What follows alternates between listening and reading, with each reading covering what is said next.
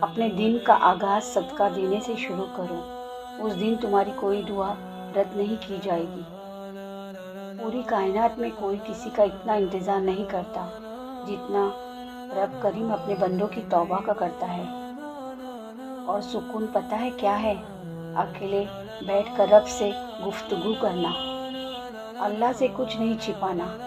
وہ تو دعائیں بھی سن لیتا ہے جو زبان پر آئی بھی نہیں ہوتی، وہی تو بن مانگے عطا کرنے پر قادر ہے۔ تکلیف میں سجدہ کرنا، پھر تکلیف کو دنیا والوں سے چھپانا اللہ والوں کی صفت ہے۔ راستہ ایک ہی تھا، حضرت موسیٰ علیہ السلام گزر گئے اور فرعون ڈوب گیا۔ یقین راستے پہ نہیں اللہ پر کرو۔ الحمدللہ کہے اور یاد رکھے کہ آپ کی زندگی لاکھوں لوگوں سے بہتر ہے۔ ذہنی سکون کے لیے کچھ لوگوں کو نظر انداز کرنا کمزوری نہیں، عقل مندی ہے۔ کچھ باتیں سمجھانے سے نہیں، خود پر بیت جانے سے سمجھ میں آتی ہے۔ عزت اور تعریف لوگوں سے نہیں مانگی جاتی، اللہ کی ذات دیتی ہے۔ آنسو کا وزن تو نہیں ہوتا، پھر بھی ان کے گر جانے سے دل ہلکا ضرور ہوتا ہے۔ کسی کی نرمی کو اس کی کمزوری نہ سمجھو، اگر وہ سر جھکا کے چلتا ہے تو صرف اللہ کے خوف سے۔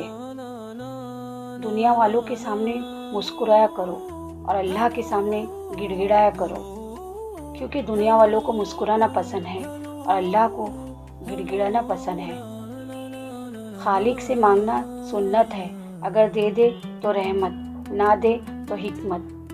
مخلوق سے مانگنا ذلت ہے، اگر دے دے تو احسان، نہ دے تو شرمندگی۔ کچھ تکلیفیں ہمارا امتحان لینے نہیں، بالکل اپنے ساتھ جڑے ہوئے لوگوں کی پہچان کرانے آتی ہے۔ مشکل وقت میں جس کو بھی پکارو گے مشروف ہی ملے گا، صرف اللہ ہی ہے جو ہر وقت تمہاری سنے گا۔ زندگی میں خود کو کبھی کسی کا عادی مت بنانا، کیونکہ انسان بہت خود غرض ہے۔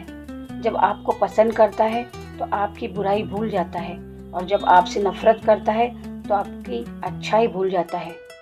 جو وقت ملے اسے خوشی سے جی لیا کرو، کیونکہ لوٹ کر صرف یادیں آتی ہے، وقت نہیں۔